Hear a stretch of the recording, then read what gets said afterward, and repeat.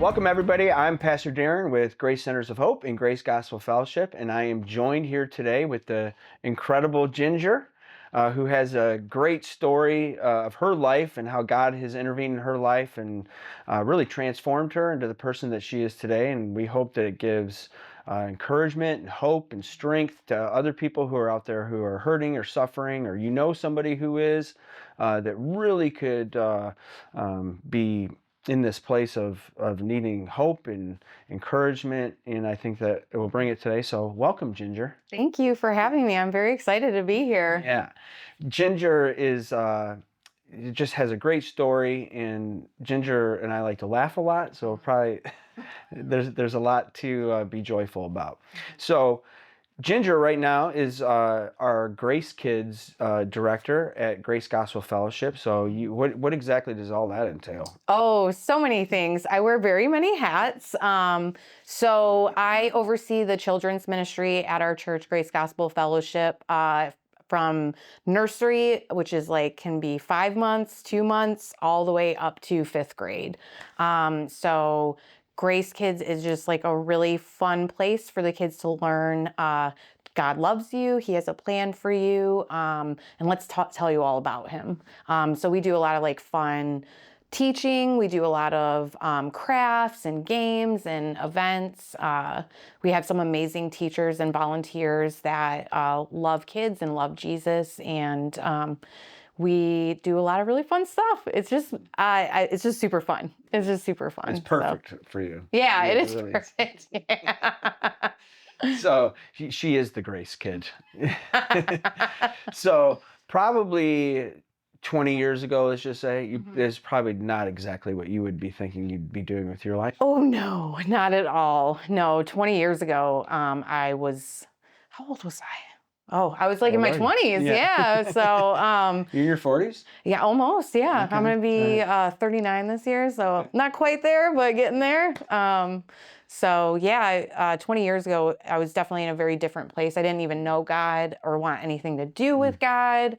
If anything, maybe I hated Him a little bit. Now when I look back, there was probably a lot of, He wouldn't love me. How could He love me after everything that I've done and done to myself and done to other people?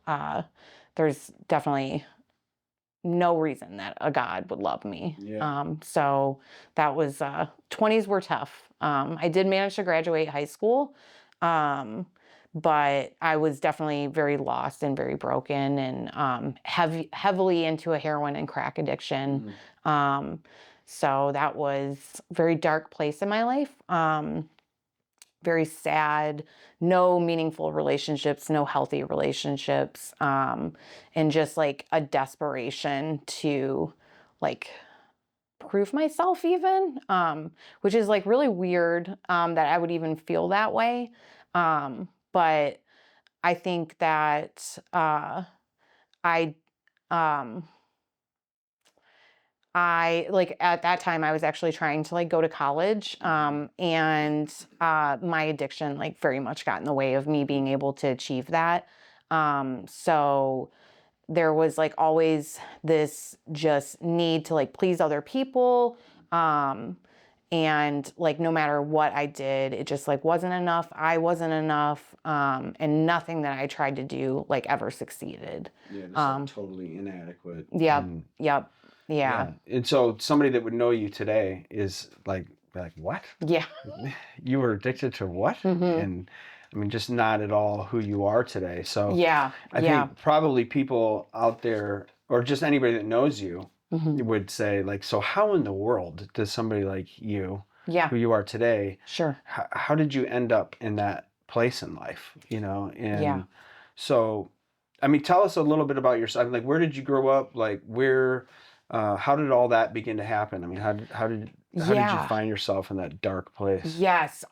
So I was born in Detroit, and my mother married my stepdad, and he was in the military. So we actually ended up in California for a little while, and then we moved to North Carolina. Well, where was your dad? So So I did not know who my dad Okay. was, Yeah. and I don't know if my mom really did either. Okay. So she met my dad. I believe she may have been pregnant at the time and just told him like, "Oh, this is your kid." I mean, So so you're calling your dad your yeah, he's actually your stepdad. yep, So yep. yeah, you don't know if your mom knows who your dad is what you're saying. Yeah, Wow. and Okay. so she just kind of like went with it. Mm-hmm. I think Okay. probably Yeah. in the hopes to try to like create a good life for me. Yeah. It was definitely very misguided. So we moved to North Carolina, and my mom did get pregnant with my stepdad's biological daughter. So there Okay. were two of us, and we lived in North Carolina. Um, So did your mom, like, when did you learn that? So like she's I kind of learned raising. that actually not until I was 18 years old. Really? Okay. Yes. So one day I was at my house. I had actually been in active addiction at that point, Okay. and my mother decided I was an adult. So I was like, I need my birth certificate. I need all of this stuff from you so I can move on with my life and move out of here. I wanted to like do my own thing. And she ended up like handing the paperwork to me and basically told me like Rob is not, like he's not your Oh, by the biological way, dad. Yeah. by the way, Yeah. I forgot to tell you this. Yes. So that was like it was kind of like one of those things. I didn't look anything like him, all of that. It was something that I had always like suspected deep in my heart. And my stepdad was actually like a sociopath who like abused me heavily Okay. growing up. He was also like in the occult.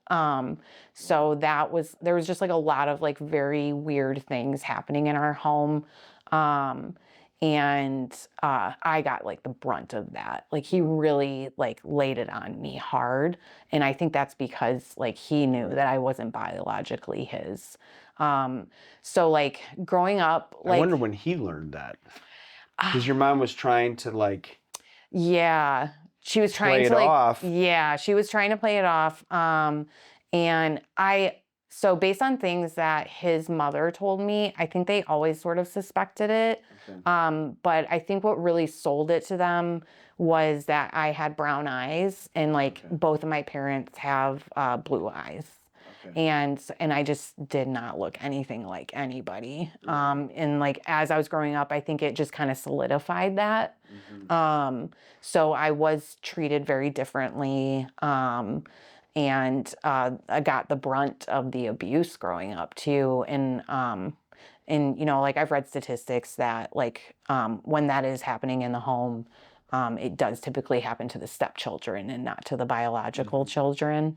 So that was sad, like even if you like grow up with parents that abuse, they're still your parents. Like you still feel all of that like familial love, and you still want them to love you. And when that is not like given to you, I just remember even being in third grade, um, walking around the school in elementary school, wishing I would die. Like just very suicidal at a very young age, just constantly comparing myself to other people. Like I would look at like other kids in school and I'm like, they seem so happy. And like, why don't I have that? What's wrong with me? Why doesn't anyone love me? Why isn't anyone my friend? Just very empty. And it's like a heavy thing for a third grader to Sure. feel, and just also not feeling like any connections at home either. So there was just like very much like from the beginning of my life, there was like a brokenness and a disconnect, like from myself and from other people, and a spiritual disconnect because there were like very weird like practices happening at my home. Like what? There were like animal sacrifices. What? Yep, there were animal sacrifices. Like I was used in sacrifices. There were also like there was like torture and What kind of a cult was it? I don't know. I think it was maybe like some form of like Satanism. It was very traumatic for me, and there are actually like huge gaps in my memory. Like my brain just like locked a lot of it out, and I actually did not remember. I remember like I have little glimpses. Like I feel like God is like giving me like little moments of memory to help me like put the pieces together. But up until my late 20s, I actually had like no memory from my childhood. So that was like one of the things that like God gave to me, like a little bit at a time. Memories would come back, and like I had to like relive these horrific moments like hell. But he actually like also in that like gave me the gift of like showing me that he was there with me like every step of the way. So it was like so sad, but also like very beautiful too, to know that like when he says like I'm with you always, like he was with me the whole time, protecting me, Yeah, thank from those God you're able things. to look back on that now and Yes. know that truth, and to think of how many people are out there like just Mm-hmm. keeping internalizing all that stuff as Yes. kids, and Yep. just the whole what's done here or said here Yep. stays here, and Yep. just completely freaked out of comparing themselves to um, other kids at school, and Yeah. Yeah. just horrible. Yeah. Yeah, I mean, I'm sure you could tell story after story. I mean, uh, animal sacrifices and stuff. I Yeah. mean, it's crazy. And to now you have God in your life, but yeah, so many people out there that just don't have that spiritual resource to tap into Yeah. or like you said, be angry at God if He does exist. Why has He allowed all this to happen to Yeah. me? Yeah. And that was like, I think that was like one of the things, like as I got older, um, you know, uh, I I think very much like a lot of things that were happening to me that did cause me to like act out. Like I acted out in school. I was sleeping in school a lot because I was depressed. I had major issues with like people in authority, because like the authority figures in my life like were horrible to me. And so like I did like school because it was like a place of structure, but I like as I like got into like puberty and stuff, I became very promiscuous because again, like no one loved me and I just wanted love. Sure. And like it was just like there was a lot of anger. I was so mad. Probably didn't know what to do with all the Yeah. feelings. And Yeah. like you mentioned, like in one sense you love your parents, Mhm. Mhm. in the other sense you hate that. It's probably Yeah. deeply conflicted with Yes. what's happening and what you feel, and Yeah. all that. And Yeah. yeah, I mean, I used to describe it as like there was just like this constant heaviness like on my chest. Like I just felt so like just like I was caving in on myself like all of the time, and just like a heaviness that was like constantly on me. And now like looking back, I'm like, oh, you were probably very sad. Like there was a lot of horrible stuff happening. and you have nothing to compare it Yeah. to really, other than the other kids or Yeah, whatnot. And and then like you this look at is the other just kids and life. yeah, I'm like, this is just me. Like it's Mhm. my fault, Right. and so I like in a sense like kind of, made it my fault. And so I started to like get kicked out of like the Boys and Girls Club. I got kicked out of school. I started fighting a lot. You know, uh just like there was just like a lot of like rage and anger Sure. inside of me, Did you because ever of the try to go conflicting. to like teachers or other adults? Or So funny enough, I think my dad was in the military. I think, and this is just speculation because I can't really remember, but I do think that I may have started saying things and we moved a lot. We were Okay. constantly moving, but I do have like a teacher that I remember. Her name was Mrs. McCrimmon. And she was just this like amazing woman that like really came alongside me and helped me with reading. I remember this about her, and I remember her name. But I'm like, I bet I said something to her because like we moved a ridiculous amount. Like even for the military, I feel like it was probably a lot more. And I think maybe I had started to like maybe speak out, but again, like I super can't But even if you say. did, yeah, you moved Yeah, they again, would and then move have us. to get Yeah. reintroduced into Hmm. different teachers and stuff that would have to get. Yeah. And so, Yeah. yeah, developing trust was probably hard, I'm sure. Yeah, and you know, it was the 90s. Like, I don't know if people were as like I think that's like one of the really good things is like people are much more trained and apt to probably say Mhm. things. Like it, you know, there's like I don't know if this was a slogan in the 90s, but if you see something, say something. Yeah. I'm not sure, you know, like I'm not sure. I don't know. Yeah, just Yeah. yeah. So it's interesting. So obviously, I'm sure a lot of that is at some point you had some opportunity to use some drugs or something like that. I mean, you were Yeah. already acting out, probably hanging out with Yep. people or that maybe you shouldn't have, or Yes. certainly nobody speaking life into No. your existence. And so, is that where things really started to just go off the rails in a totally different way, or how did that all go down? Yeah, it was probably like my senior year of high school. I got really big into like the ecstasy Hmm. hallucinogenic scene. And you were down And in North Carolina at this time, or no, you at this moved time back up we there? were actually up in Michigan. My parents had gone through a divorce, and Okay. oddly enough, I had actually chosen to be with my dad in Really? his new marriage. That's So interesting. yeah, and so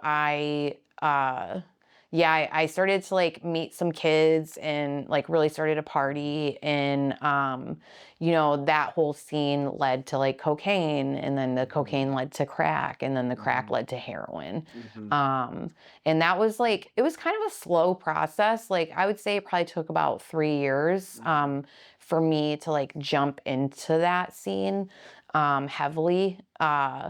But about the time that like heroin was introduced, like for me, that was like when things really went downhill for me. And Like, how old were you then? probably my 20s, like 20, 21.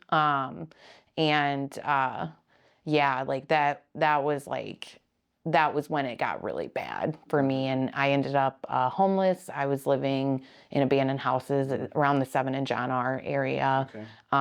And it was a mess. It was very messy. It was very like the depression, you know, like the constant, you're just uh, that lifestyle is very chaotic. Hmm. So you're just like going. Like I got, cause you're just like running away from yourself. You know, Hmm. you're running away from yourself. You're running away from your circumstances. And like, if I just get this, then I'll be okay. If I just get this, I'll be okay. If I just get another hit, I'll be okay. If I get another hit, I'll be fine. And I think even through that, there are like moments of clarity where you're like, I really need to stop. Like, Yeah. I really need Yeah. to stop doing this. And I think even for me, I don't know if this is super messed up, but I actually had drug dealers like tell me, like, dude, you need to like stop. You need help. Yeah. Yeah. Yeah, they're like, Like, dude, you gotta get out of here, you know, like, so like there are like those moments of yeah, you know it's clarity. bad then. Yeah.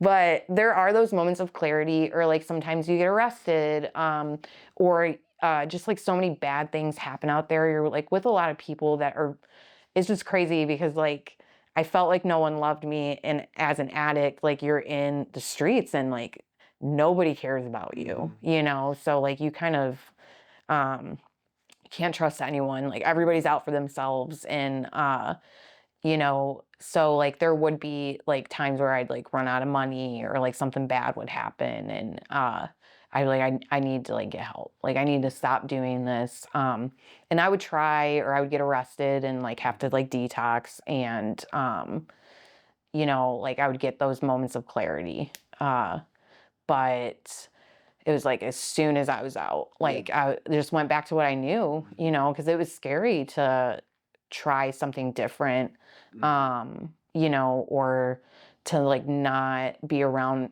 as bad as like the people I surrounded myself with they were comfortable to me. Like I knew them. They were my friends. You know, they were my friends. Yeah, because at least sort of the unpredictability of it all becomes predictable. You Yeah. know how where everybody's laying, how things work. You probably don't want to look forward to any kind of future or anything like that. Yeah. You're just sort of existing for Yep. the next fix, or I can't get dope sick, so I gotta Yep. my focus right now is making sure I get enough money to be able to Yep. get some more heroin to Yep. just, and beyond that probably just isn't even on the forefront of your mind. Yeah. You just like, you don't know, like you just like lose the capacity to know how to like change or make choices other than that. Like that's all I know. You're just totally entrapped, completely.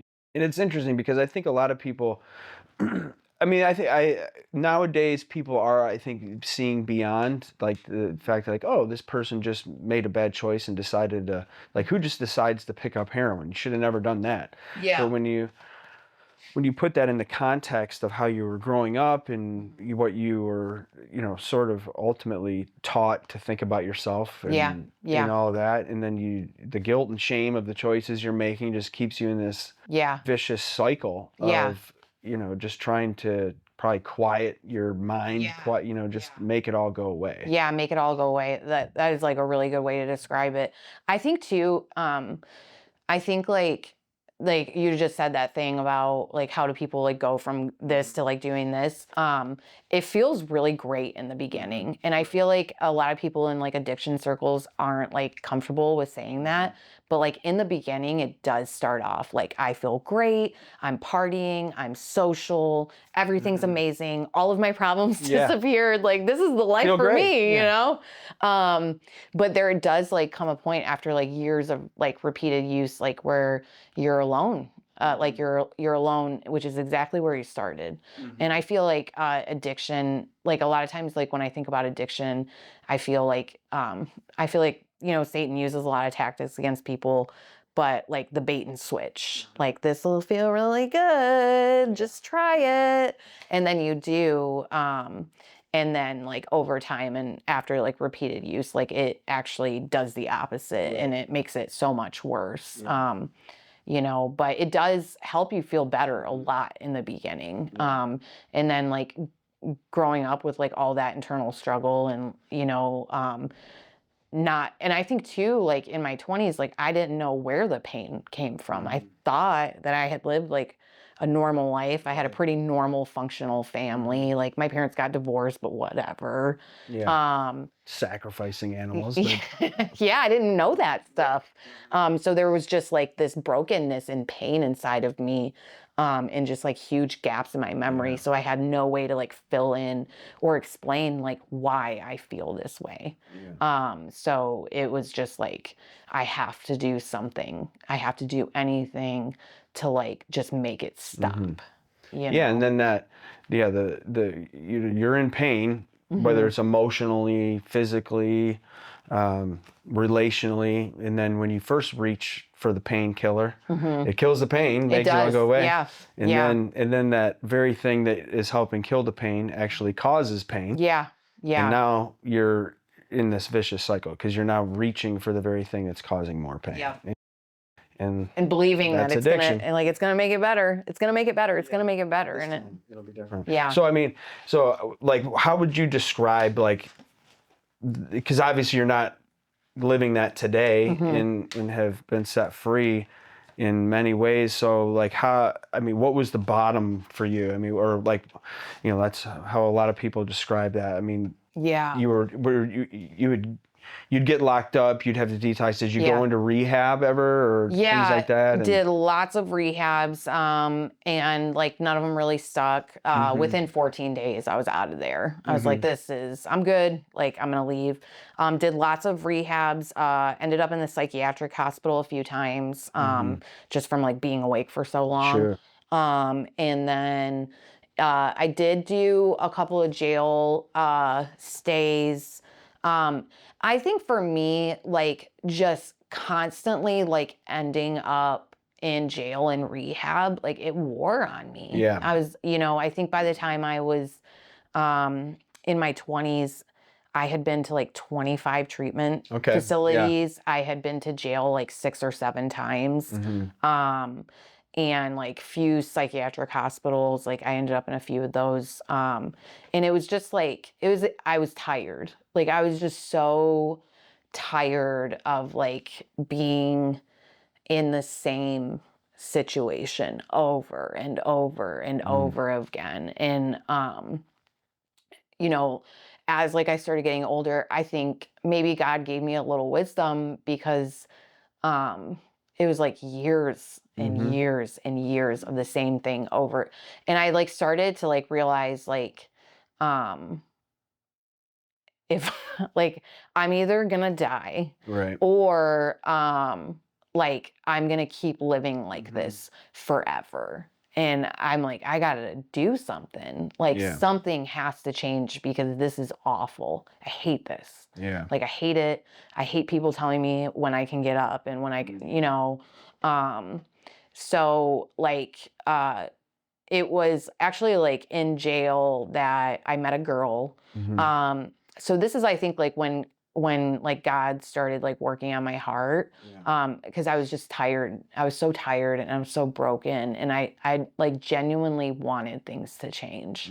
But I met this girl who was an inmate there, and she would like talk about Jesus, and like I just saw this like sparkle in her eye. And I think that was the first time I was like, you know, like they talk about a higher power and God and stuff like that. But like something's going on there. And I think I just want to know like just a little bit more about it. So she like sat down with me, and I had a Bible, and she like showed me how to read it. And When you were locked up. yeah. Yep. And then she was like, well, do you want to say the sinner's prayer? And I was like, I don't know what that is, but sure. Sounds like I qualify. Yeah. Pretty sure I'm good at that. Yeah. So I like went up to her room with her. Her room? Yeah. Cell? Yeah, her cell. Yeah, sorry. I guess it is a cell. We went up in her prison room. But she had me like lift up my hands and just like repeat the words that she said. And I did a little peek. I was like, is like something magical gonna happen? Because I said these words, and I felt very much the same. And she was like, all right, that's it. You just got to keep reading the Bible now. And like the next day, it was like I was different. Like I was just like, I'm saved. Like it just like dawned on me. I was like, Jesus saved me. And like, what does that mean? And so I would just like read his word, and I would just read it and study it and journal it. And I just like had this like fervor and hope for the first time. It was like, I was literally, he like breathed life into me, and I had hope. Like I was like, okay, like this is it. Like this is what's been missing from my life the entire time. He loves me. He loves me. He loves me. And he saved me. So like I can get sober. Like I can have a good life. I'm not going to go to hell. Like I didn't care about that before, but now I super care about it, you know? And so it was just months and months and months of just like being like, he just like breathed life into me. And how long were you locked up at the time? a year. Okay. So it was actually like a very good time in my life, because it really like I was able to like learn about a lot about God. And even then, like as a new baby Christian, I had like a gift. So I would like get other people to sit and like do Bible studies with me and listen, and they like listened to me. And at one point I had like 20 people. Right. It was just crazy. Like I had this like gift of teaching that I just didn't even realize. And like, it was just, I was just like so excited. Like I was so excited about life for the first time ever. And like, I even felt that like heaviness, like it lifted off of me. And like, I started to feel things like joy, and I started to feel like real love for the first time. And I remember like those prayers, especially like the first few years of my recovery, there was just like such a need and a desperation for God's love. Like I was just like, love, I need you. Like, I need you.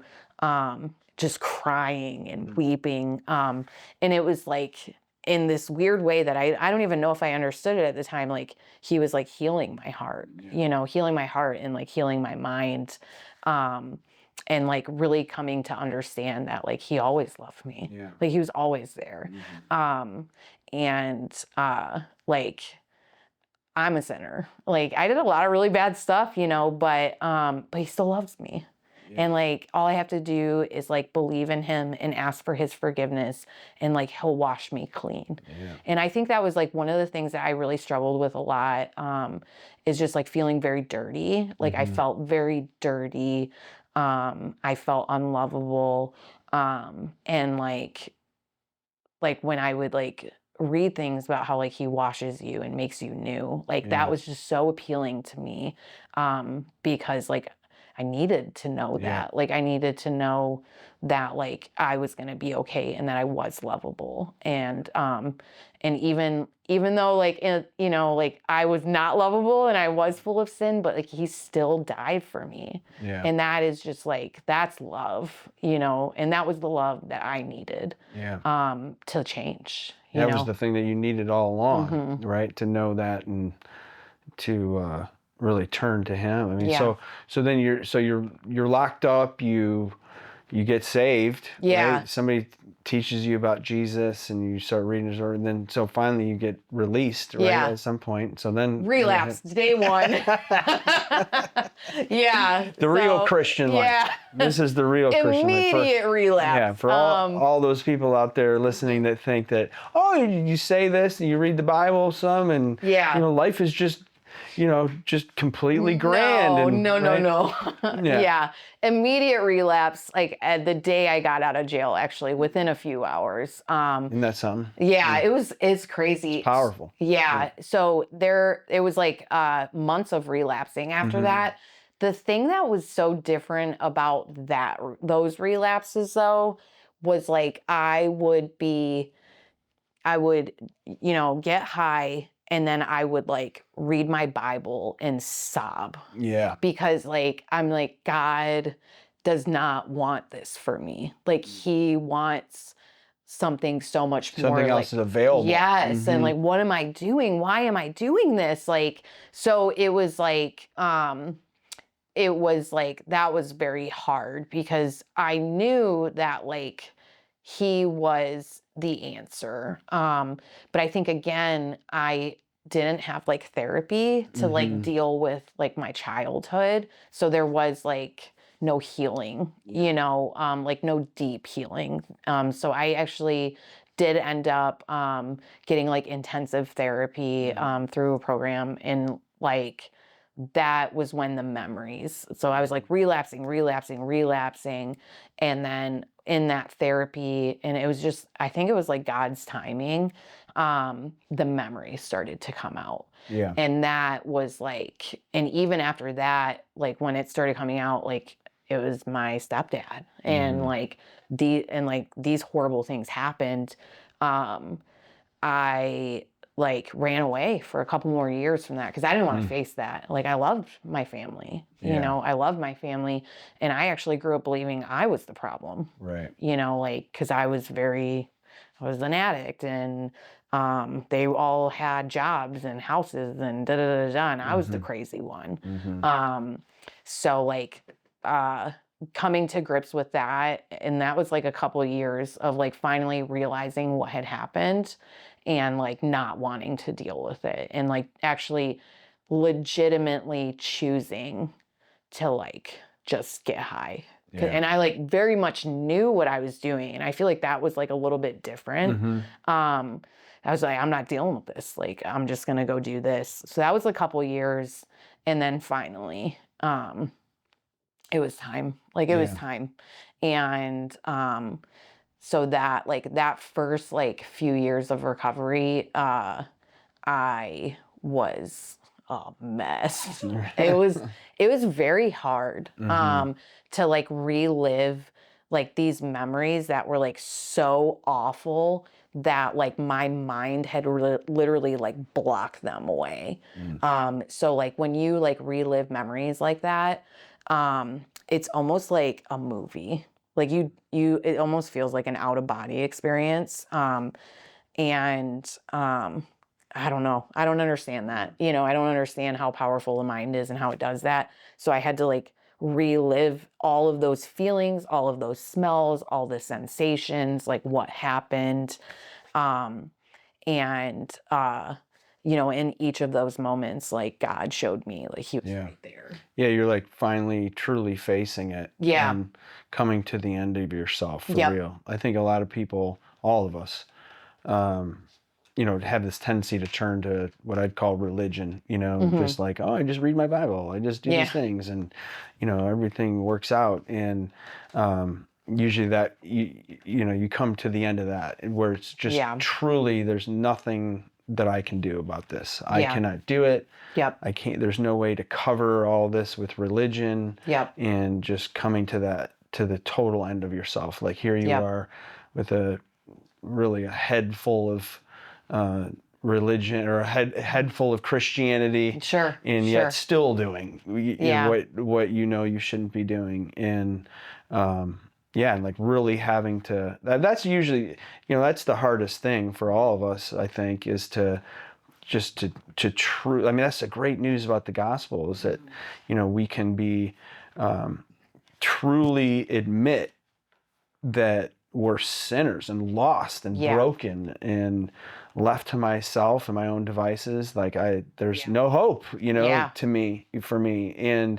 But yet at the very same time, I'm loved beyond that I could ever possibly imagine. And so like that love of Jesus is what that gospel, that good news of who he is and what he did allows us really to see who we are for who we truly are. Yeah. And that's where real healing begins to take place. Is like, man, this is, this is who I am. I can't do anything about it. Yeah. But God can. Yeah. Right. And so, I mean, what did that look like for you finally then at that point? Yeah. I think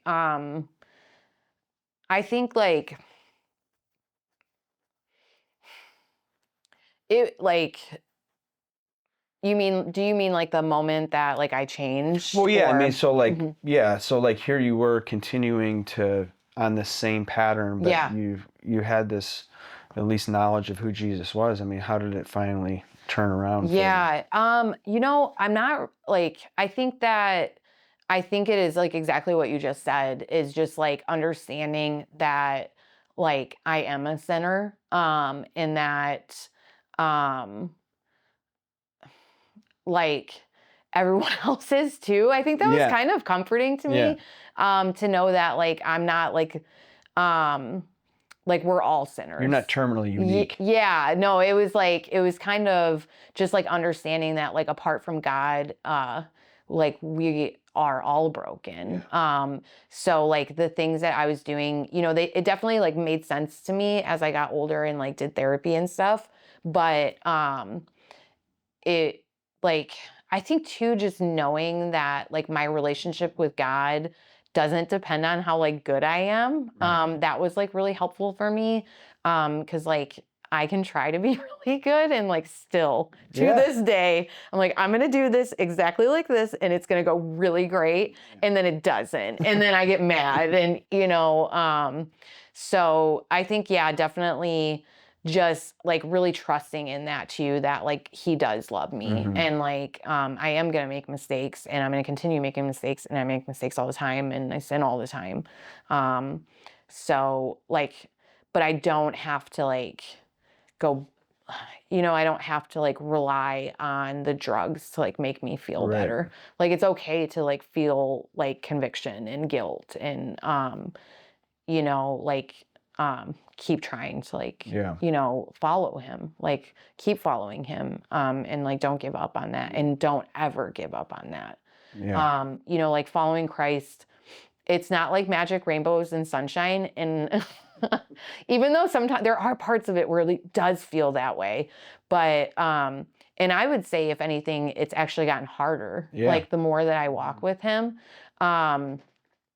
But like the freedom though that comes from like walking that narrow path and the peace. Like, I think that's been like a huge part of like my relationship with God is just remembering that heavy feeling, and like that it was just like depression, no hope, and things like that. But like even on my worst days with him, like there is always hope. Like there Yeah. will always be hope. And like I know too now after, repeated experiences like walking with him, that even if it's like the worst thing that I feel like could happen. And I know this based off of my childhood too. That was like literally the worst thing that could ever happen to anybody, but like he used it. Like Yeah. he used it, and gave me like a passion for people, and like now like for kids, like, being able to like talk to kids that have gone through like actually similar things Right. that I went through. So that purpose that you get, from him. Yeah.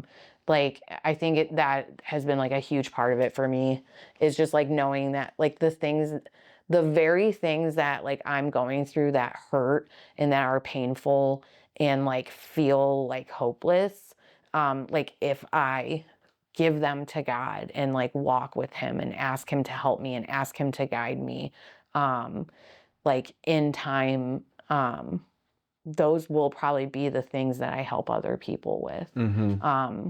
So Yeah, the grace of God is just amazing. I mean, that's where I think there's just this obviously stark difference between understanding the grace of God and his forgiveness and his mercy, and they're new every morning. So mhm. it's like not just one time in my life that Yeah. I come to this place of like, oh my God, God loves me, he forgives me, Mhm. and all right, he's given me this new chance to like to serve him correctly. Mhm. And of course we have that freedom to serve him, but we're always going to be back at that place, like Mhm. for those of us that come to this realization that like I can't do this, like it's a constant need for grace. It's a Yeah. constant as people who are listening who are Christians, and even in this same type of situation over and over again, or like even after they're Mhm. saved, like Mhm. it doesn't just make everything great, but the grace of God is still available today again, Yeah. and that motivates you Yeah. again to live for him. That he's not looking for a trophy from Yeah. you. Yeah. He's just looking for you. It's my Christian Yeah, therapy. yeah. Like, all right, Lord, was this good enough today Yeah. it's just this constant battle, really, Yeah. of surrender and recognizing that God just, he forgives you just the way you are, and doesn't want to leave us there, but he wants to just be with you. Yeah. And I mean, that's just life changing, because Yeah. really all of those things that, as you mentioned, we're no different than anybody else. Mhm. And to really have that sink in, that all of us, because of our separation from God, or it screws up our relationships, it screws Mhm. us up psychologically, emotionally, every which way. Yeah. And so when you really when like I was even thinking like in your story of just how the gospel tells us that God has adopted us, Mhm. Mhm. and that you're not defined Mhm. anymore by who deserted you Yeah. or who betrayed you, but Yeah. who picked you up, Yeah. who wanted you. And I think that that's what becomes so life changing Mhm. in the gospel, is that it's not just like, I have this hope that things are going to get better. Yeah. It's a tangible, real thing that what I so desperately need is love, and Mhm. there is no greater love Yeah. than to lay down one's life for your friends, Jesus said. Yeah. And when that begins to sink into your heart, and Mhm. that I matter, Mhm. not necessarily to even your parents. Yeah. But Yeah. but how much I matter to the one who really matters. Yeah. The God of creation. Yeah. It's just life transforming. Yeah. You know, obviously you've experienced that in your own life, and I'm sure there are people out there listening right now that so desperate. I know there are. Yeah. They just so desperately need that, and that's something that we have to embrace on a daily basis. It's not just one time Yeah. in your life. It's living the gospel. And so obviously today you're a mom, right? You've got two beautiful kids. You got a husband, and a whole new purpose in life, Yeah. right? You begin to realize that, man, this never really even was about me. Yeah. Oh, This whole thing. No, that's really good. Yeah. You know, this wasn't even about me. This is about the Lord and how I'm part of his plan and his purpose. So what does that look like for you today? Yeah. Yeah. I'm like thinking about that. I'm like, oh yeah, it's about him. You know, like it is all about him. And look at that. Even now I'm like failing to give him glory. Story of our lives. I know. Yeah. So I think, it's so interesting. So my two daughters look exactly like my sister and I. Yeah. So I think like a lot of the things that They act a lot like you too. my second one, I don't know what her deal is. Oh my Lord.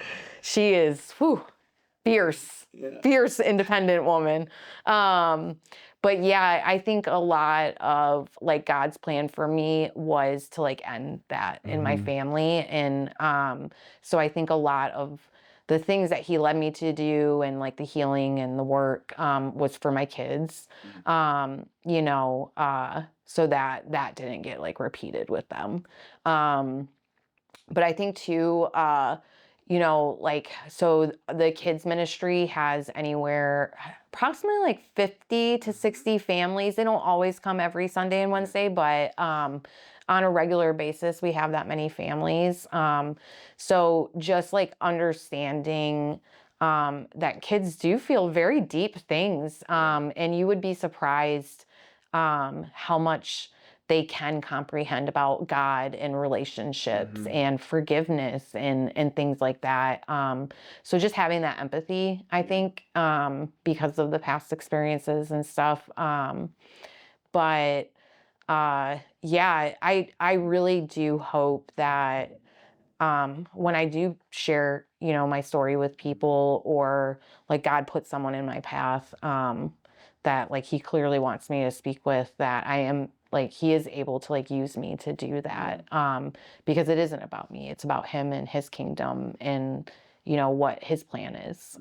And Well, and you're a perfect testament, an example that there's no one, what I always like to say, there's nobody that's far too good for the power of the gospel. Yeah. And there's nobody that's too far gone for the power of the gospel. No one's beyond redemption. And I'm sure there are people watching or listening that are thinking, man, I'm beyond redemption. Yeah. I had dreams, I had hopes. Yeah. I had plans, and they're just all gone. And I'm living a nightmare. Yeah. It might be your marriage, could be your family, it could be Relationship with your kids. just all types of situations where like, and like these are the choices that I made, that now I'm living the consequences of that. Yeah. And there's really hope, Yeah. And I love when you tell a story about how even when you were a kid, right, that was it a neighbor or somebody that brought you to church or something? I love that. I actually remember her name. Her name is Jamie and her mom was Lisa, and she was my sister's friend. And they went to like a little Baptist church down south. So they invited us, my sister and I, to go to like Sunday school. And it was just a very brief moment in my life that I do remember. I do remember the moment where we like went to this little Sunday school and like we had to wear dresses, but the people there were very nice. Like the women there that were teaching were very nice. And they gave us snacks, and I like love that. I love snacks. Who doesn't so, like animal crackers? Yeah. So that was like, I think one of my first like small encounters with God. And it's just like funny because if I do like look back, I can see all these like little moments like where God maybe entered my life like through a person or through a circumstance. Most of the time it was people though, where somebody showed me like kindness and compassion or like just fed me, like those like moments like now, because I do have a lot more memories back, but I'm like, that was God. Like that was God working through someone in a point in my life where I had like no hope, but there was like just this little glimpse of some kind of connection that like maybe gave me like the courage to just like keep trying. Yeah. And I think that's like one of the things that I've really like learned that like I think God put in me, and I think he puts it in all of us, is just like, don't give up, like resilience. I think it is like in our nature to like survive, but I think that like even when things are awful and it is your fault or whatever, like if you just like don't give up. Like I think that was like something like after everything I went through, and then like in and out of rehab and in and out of this and in and out of this, like I never like stopped trying, and like you said, like his mercies are new every day. And I didn't know that as a non-believer, but like I knew that like each time that like I had those moments of clarity, like just keep trying, just keep trying, just keep trying. When I think too about like, so, perhaps, when you were invited to church as a little girl, there's a couple things that come to my mind. Like, first of all, I wonder how much that, whether you realize it or not, like later in life, Yeah. they presented you as something that like you were, it brought to you at the time when you were a little girl, it brought some joy or some love and good feelings, a good experience.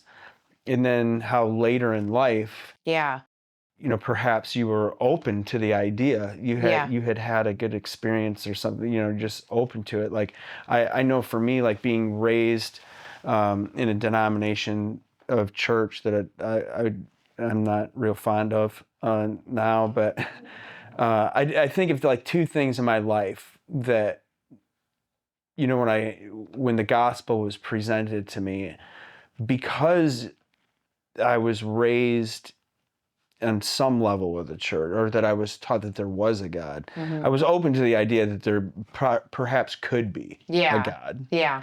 And so those were seeds as a kid that it was like, all right, I've heard of God. I don't know anything about him, and I certainly don't know the gospel. And the other thing was like, for me, like the idea that there was a God who loved me, I do think I could at least begin to be open to the idea, even though at the time I had thought God has to be angry at me. Yeah. Oh, for sure. But like my mom was loving and really caring, and so it was like, even though I didn't realize that at the time, I think that what she showed me, even at some of the worst points in my life, it was like, I know that love exists somewhere, and so I was open to it. Yeah. And so you just never know, right? Yeah. Like how we're planting seeds, in ways that we just don't even know. Yeah. That maybe 20 years, 30 years, it'll lead, at the right time. Yeah. A person will be open to that.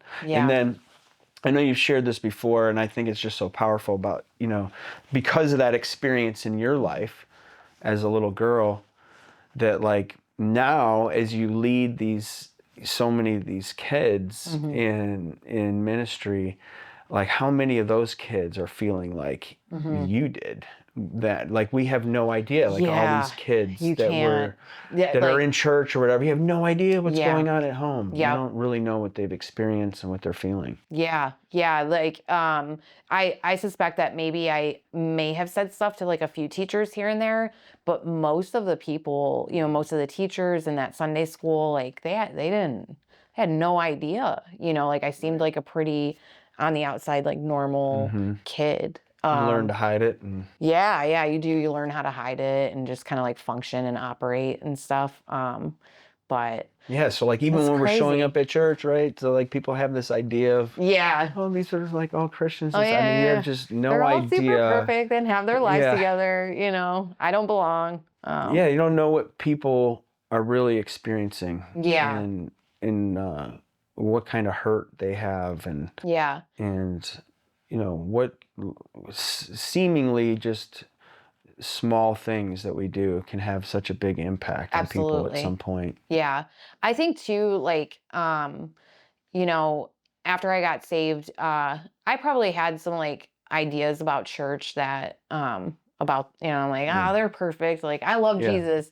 But I think like once I started like becoming a member of a church and like going to church regularly and getting to know people, um, I'm like, oh, like we're all a little messed up. And we all Yeah. super need Jesus. Like it's Yeah. not just me. Yeah.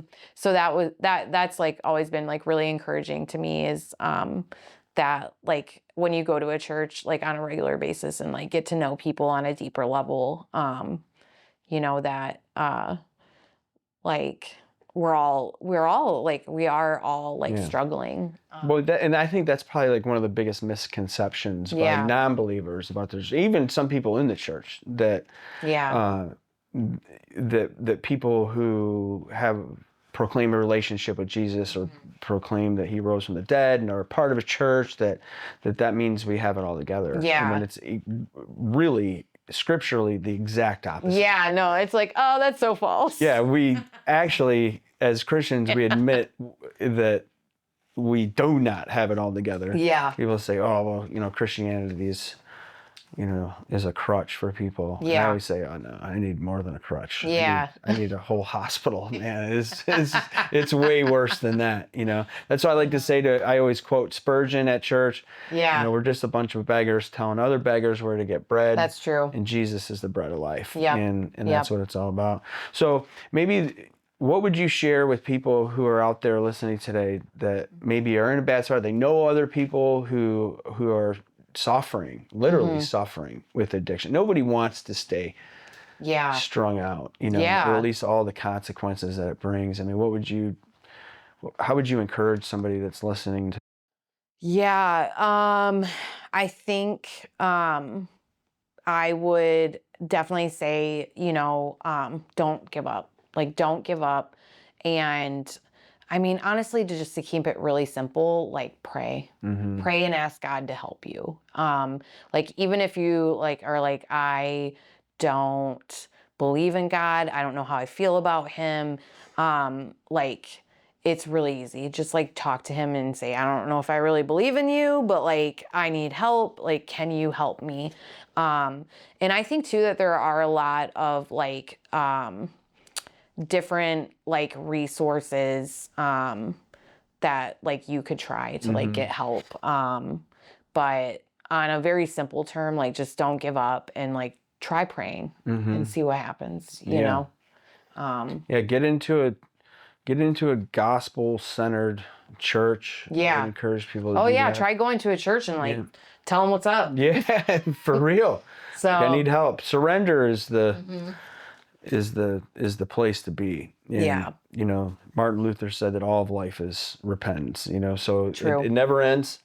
And Yeah. but coming to that place where you're able to admit I need help. Yeah. And Grace Centers of Hope is one of those places that you can do that, or in our church.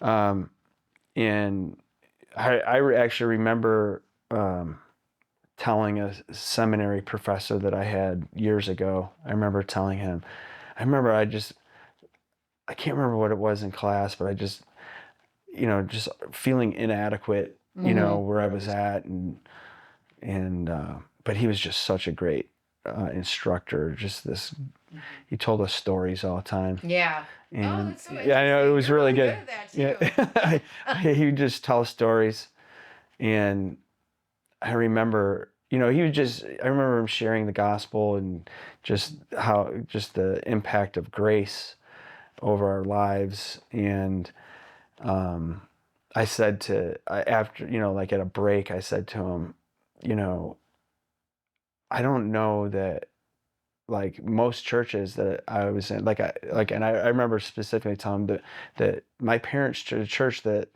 they went to, they wouldn't have known what to do with me. Yeah. And he said, that's because you're going to pastor that church. Oh. And I thought, oh, wow, that was Yeah. kind of blue. It's not what I expected him to say, Yeah. And so, but I just think about that of like, wanting to, having a vision for a church where like somebody Yeah. like you or me, but in this case, you, like that you could go to. Yeah. And they would know how to help, Yeah. or be aligned with some ministry where somebody who really needs help besides just, hey, read your Bible. Yeah. And so I would encourage people to get into a church Yeah. that understands the gospel, the good news of who Jesus is, and the grace of God. Yeah, absolutely. And certainly we'd welcome them at our church, and maybe we're not the church for you, but there is one wherever you're listening. Yeah. My hope is we'd love to help you get tied into a gospel-centered church, and Yeah. Yeah. so I hope that Ginger, in her story today, bring you hope, knowing that there's never a place that is too far gone for God to redeem. And maybe you're listening to this. We'd love to. I'm sure Ginger would love to talk to you. Yeah, absolutely. You could do that too. Yep. You could might be your first step. Reach out to Ginger. We've got contact information. Comment on this video, and we'd be more than happy to contact you. But thank you so much, Ginger, for sharing your story. I'm sure we'll do it again soon. Okay, so good.